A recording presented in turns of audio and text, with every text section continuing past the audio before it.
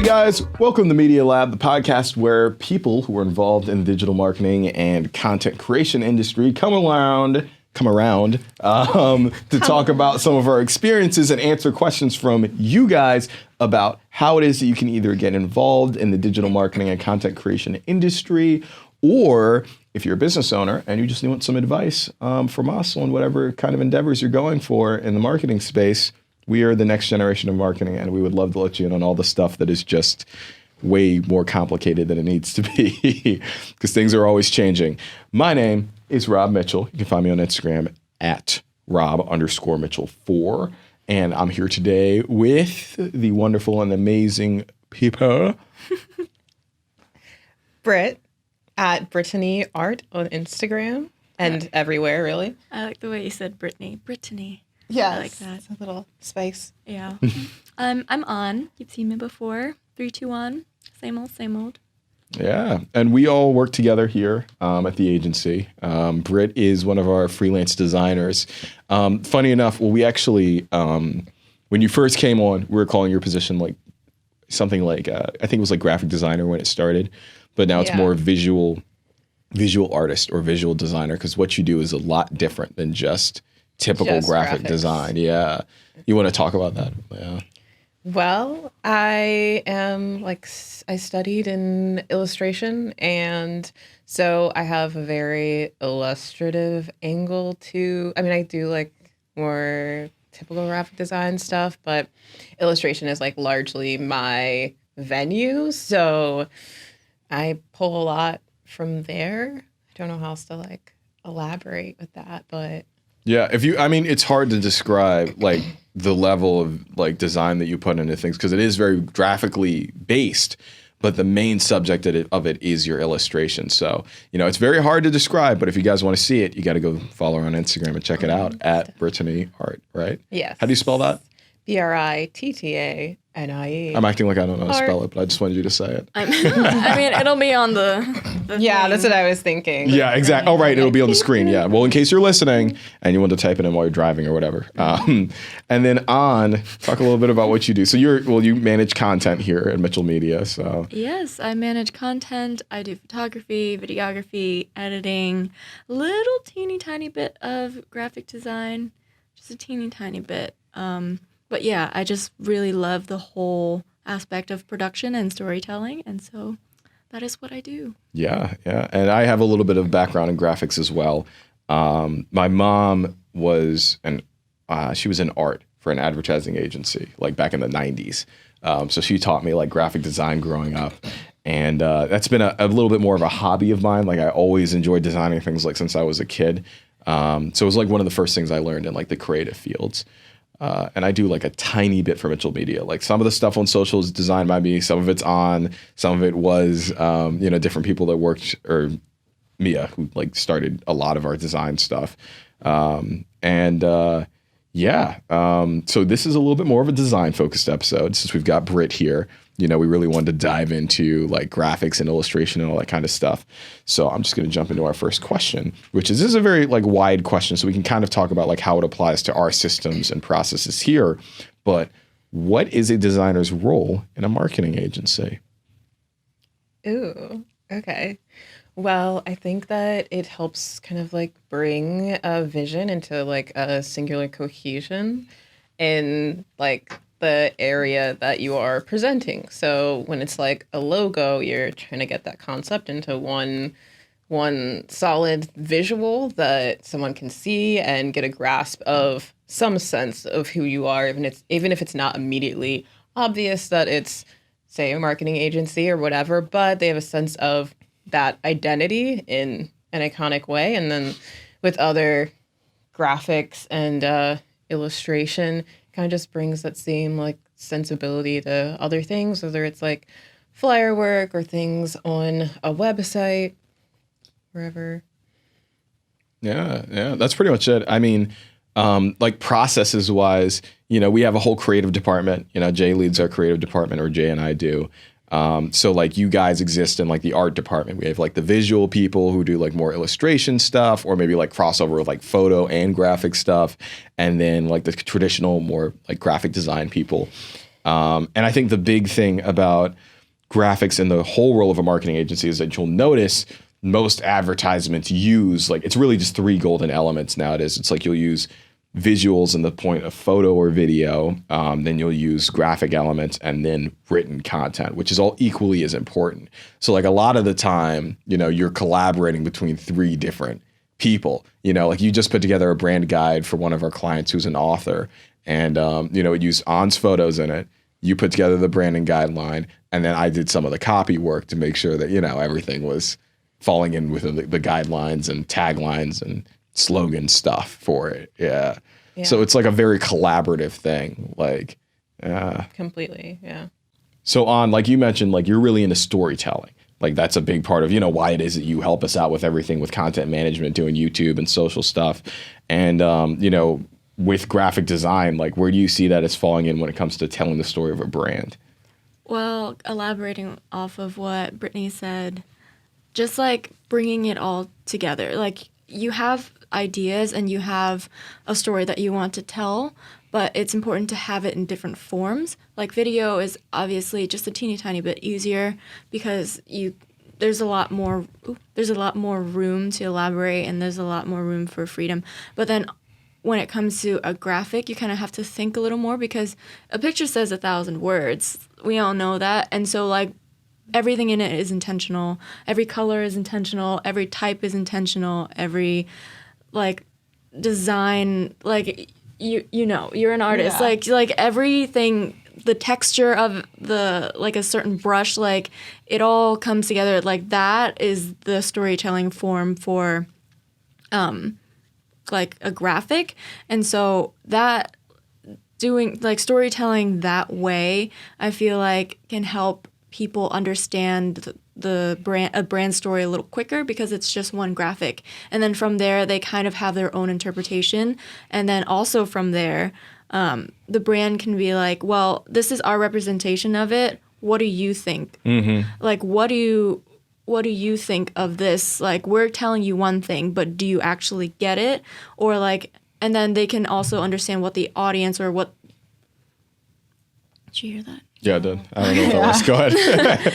Sorry. And then they can ask what their customers think. And then from there, they can learn about things about their own company that they might have not even seen before. So, yeah. Yeah, for real. I don't know. There's a lot of freedom, but also a lot of pressure. Yeah. And I think that pressure comes on because to me, one of the first things I experience in a brand is the graphics, or at least the graphics and branding portion. Before you even see a photo or a visual, typically you see a logo or you're seeing colors and a graphic that goes along with, like, so if you think about it in like a very traditional way or even non-traditional, Facebook and Instagram, you see a logo first, typically. You know what I mean? If you're going to the account, you're looking at their profile picture. Then, an actual graphic will show up once you get onto the page or a photo will show up. But in a very traditional way of marketing, business cards, it's like you're going to see a graphic on there unless you're a photographer or, something really visual, photo-based. Videos don't come across every platform immediately. So graphics tends to show up first. So like graphics will strike you before the words of what you're actually reading. Like it's the visual, it's the colors, it's the design. Then you're actually going to sit and comprehend what you're seeing. So interesting story. And this is kind of like mixing copy and graphics together. Downstairs, so our office is in the Fashion District in Philly, and right below us is a food court. And there's a big sign right at the food court that I was meeting a client down there for lunch, and they texted me. They were like, "I'm right in front of the big 'You Deserve It' sign. It's a huge sign, neon, says 'You Deserve It.' Changes colors. It's pretty neat." And he texted me and he was like, "Oh, that's kind of odd. Like, what does that mean? Like, what does 'you deserve it' mean?" And I came out to him and I was like, it's absolutely like a marketing statement. You're in a mall. There's a certain amount of people that are like, do I really need to buy this? Is this really necessary? And there's a huge sign right there that looks amazing saying 'you deserve it.' So the design element of that almost comes in stronger than the actual words because you have to be entranced and intrigued by it before you're going to read it and then think, yeah, you know what? I do need to get Chick-fil-A today. Mm-hmm. And I want the milkshake with it because I deserve it. And you may not even look at it and immediately think, oh, they're talking to me about what I need to buy. It's like perfectly subtle, perfect combination of copywriting and graphic design. Yeah, I just went on a little tirade there, but Yeah, I definitely. But also noticing nowadays that graphics are getting increasingly simpler. yeah, Yeah. minimalistic is a style. yeah. Minimalistic, Very popular. very, but then also very intentional. And we all have Instagram. We know how it's changed. It's looked like 500 times already, and now it's like down to a very simple like gradient background and then the outline of the camera. Yeah. And then like we don't even question it. Sometimes we look and we notice something changes and then we move on, and it's like, oh yeah, so like we still recognize it though. Like the fundamentals are still there, but like things are definitely just like minimalistic nowadays. Yeah. Yeah. And that's something I find to be really fascinating, because when you look back at, like the first iPhone and all the icons that were on that. Super detailed. They were yeah. so detailed, very illustrative. Kind of like 3D. Yes, Yeah. 3D was like super trendy because everyone was It was, excited yeah. that they had this screen in their pocket and they wanted Yeah. everything to look like real life. Yeah. And so now we're like pushing into this space where it's like, no, we want it to look like it's on a phone. We don't want the thing on the phone to look like a camera. We want it to be a logo of Instagram that feels very like sleek and Sleek. futuristic. Right. Oh yeah. And I think that's super interesting because with all the logo design work that I've done a lot of logo design work. Like that was the first couple projects I worked on in like the freelancing field was logo design. And then I've done a lot of our clients' logos too.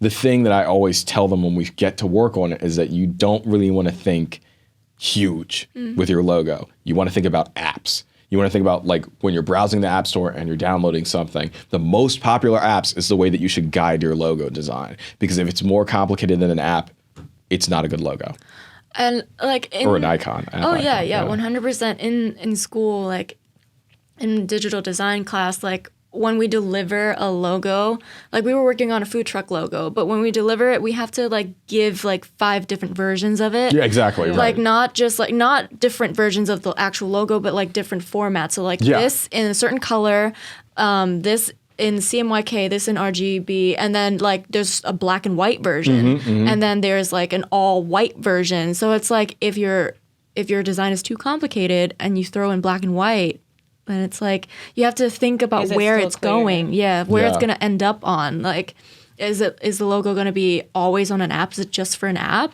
or is it gonna be on a website, or is it gonna be printed out on a flyer? But then, oh no, ran out of ink. It's black and white. Right. And that's the like complicated thing about logo design that people underestimate is that not only are you going to give the client like maybe 3 different versions of the original concept, but then after you're done with everything, there needs to be multiple versions of it. Right. And that falls into branding again, because it's like, you know what I mean? You have the Instagram logo, but then there's like the long version where it's the logo, then it says Instagram. Then there's the stacked version. It's like there's 4 different versions that need to go out. The black and whites, obviously. Every logo has to work in color and in black and white. If it doesn't, it's a bad logo.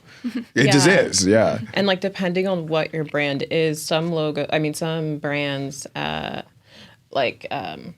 icon in their logo is the title. So Right. you kind of have to then adjust it and make another version that's, like a shortened one for like square Right, things. And yeah. so you might have one primary logo, but you have to make alternative versions. Right. Exactly. For like circles for Instagram, Yes. squares for Facebook, and Yeah. circles for YouTube. And then you have to think of like what's going to go on the horizontal banner. Like you have to like really really Yeah. think about the different versions that there could be.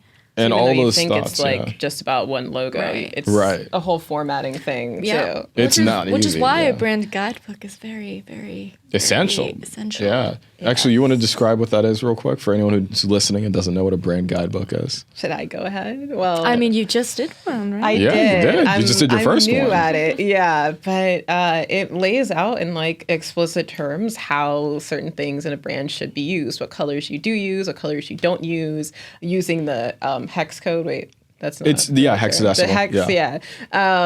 For like each color and the fonts you can use, and kind of explaining why certain things are appealing for this brand, so that because like we're used to seeing things and when you have such a strong oops, when you have such a strong, like a clear vision for how things should be portrayed, it's going to work even more strong for the people that are, you know, like taking in your product. So just like makes it clear for all the people that are going to be working for you and producing content. Yeah. And that's a great thing about a brand guidebook, that it's actually a very long-term investment because it establishes your brand so that it can go across every design that's made in the future.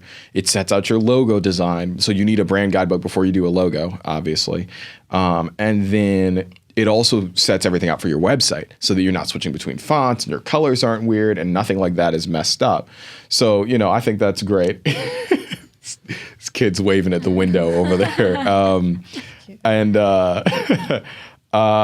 Yeah, so it's like, you know, and there's of course like specific theory behind colors, which I think is very interesting, right?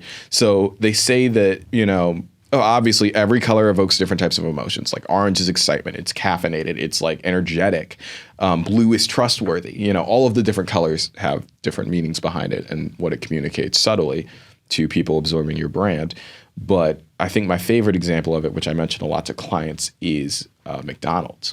Red and yellow, according to some people, evokes the feeling of hunger, which oddly enough, I can't say. Oh my gosh, I can't say that. Is it too offensive? It is. Oh my gosh. I know where he's going. Oh, I was gonna say something about communism and red and yellow and evoking hunger. But I'll leave that one out of there. That's kind of deep. It's kind of dark, but we all know that there was a time in the Soviet Union where people were very hungry and red and yellow is their flag. So it's interesting. It's just interesting. It's not on purpose. There are a lot. I mean, China's. Yeah, it's weird, isn't it? They're a communist country. Yeah.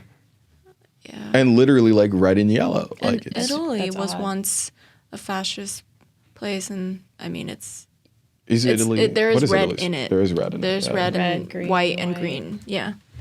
Yeah. All right. But I think it's interesting because I'd like to know more of the psychological aspect. Because to me, like with certain colors, I associate the idea that like red has this sense of like urgency to it. And I think that psychologically it goes back to our like primitive instincts of you see red, it's blood. This is like an urgent situation. Wow, that's crazy. Or the blue is peaceful because it makes us think of the sky. It's water. morning Water, time. yeah. Exactly. Water, it keeps you alive. The sky means that it's daylight, it's safe. And other things like that. Or That's like, wild. Just more Yeah. of like just indications of life. Exactly. Right. Green in is general, nature. right? Exactly. Yeah. Green and blue Green is combined is life. always a good combo. Yeah. Like, you know, there's like those specific combos, like obviously, you know, red, yellow, green, blue, all that kind of stuff. Like those always work. But yeah, no, I just think, you know, that's really interesting. So we're going to go through, that was a lot of talk for one question. It I love was. it. Like we hardly get through like any questions in one episode. Because it's just, there's so much to talk about, you know? So I want to go over our sponsor real quick. So all these episodes are sponsored by the agency that we work for, Mitchell Media. which Spotify, is, just kidding. Yeah, right, yes. Spotify, hey, hit us up. But yeah, it's sponsored by our agency, Mitchell Media, which is the next generation of content marketing. So, you know, we're all young here. We are constantly diving into the depths of what is new and trendy for creative content. And we really believe in creating stuff for our clients that will engage with their audience, not just showing them what sale is next and what's going on. If you want to sell to the next generation, you want stuff that's going to engage, stuff that people are going to continue to look at because they're involved with it, because they have a connection to it, not just because it's a product that they use and they like. It's so interesting. We were just talking about this in a meeting, a client services meeting we had, about how people are so much more willing to buy because they like someone and because they're connected with that person, instead of what is the actual best value money-wise or what is the best product quality-wise. So that's what we do for the clients that work with us. And, you know, one of our specialties is doing branding, marketing packages, and then, of course, logo design, which is what our next question is about. And I have something really interesting that I pulled up, a graphic, which I'll kind of talk about. So someone asked a question, why do I need to hire a professional to create a logo for my brand? Wow. And I think you would be the person to answer this. Yeah. So I think that from an outside perspective, we can underestimate the necessity of having someone with a knowledge base for doing logos and things like that, especially if you have a simplistic idea. It kind of seems like you could just like whip this up on Publisher or something. Please don't do that. I'm going to cringe. Yeah. It's possible to make a logo on Canva. It is possible on Canva. You need to think about everything else that goes into it. You have to think so much. And I do not, especially if you don't already have the mindset for it, it's just like, that's got to be no fun at I saw all. an Instagram post that had, it was like InDesign, Photoshop, Canva, like they're all equal. It just has to do with how good of a designer you are. Like, it's interesting because I have very strong opinions on that. I think that there are programs that are better. Yeah, because even if you're a really great designer, things like Canva, it's going to take more time. It takes way more time.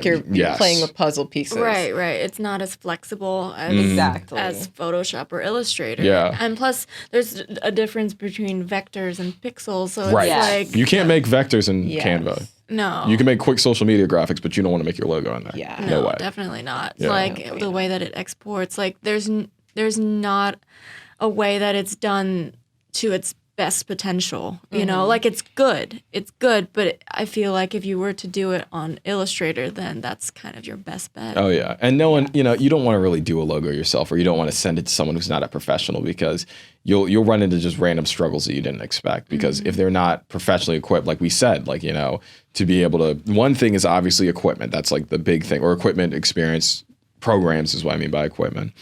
But then there's just so much stuff that comes into logos. Like we mentioned before, there's many different types of logos that are used in many different types of ways. So I actually have this little graphic, which we may throw up or we may not, onto the final thing, that categorizes every single type of logo. So I couldn't think of them all in my head, but I've got them all right here. So like lettermark logos. So that's like your Facebook, HP, CNN, McDonald's, it's all based around one letter. Our logo is a lettermark logo, Mitchell Media. Wordmark logos, which is like Google, Yahoo, Facebook, FedEx, typographic or signature logos, Coca-Cola, Ford, Kellogg's. Symbolic or iconic, which is so much harder than doing the other ones, which is like, Nike, Apple, Pepsi, Twitter, Shell, because those have to not only symbolize what it is that you're doing, but then you also need people to recognize it without any words. Right. Then you've got like your badge vintage logos like Toyota, BMW, Pinterest, which Pinterest also could be a lettermark. Combined logos like MasterCard, Fanta, Lay's, NFL, where it puts like type and like graphic elements. It's really interesting. So like, get it done by a professional. All right, we're pulling up on time for this episode, so I hope you guys enjoyed this. Had some fun with the crew talking about logos and graphics and branding and all that kind of stuff. So what I'd love for you guys to do is in the description, type out a question that you would like to have answered on the next episode of Media Lab. And we would love to have that. So please drop that question. Drop a like if you enjoyed. And make sure to subscribe for more fun educational content from us. We've got a ton of different types of videos that we do, between straight up, like we'll teach you about this, to freeform conversation around stuff like we do on our podcast. So make sure to do that. And thanks for watching, guys. We'll see you on the next episode. Peace.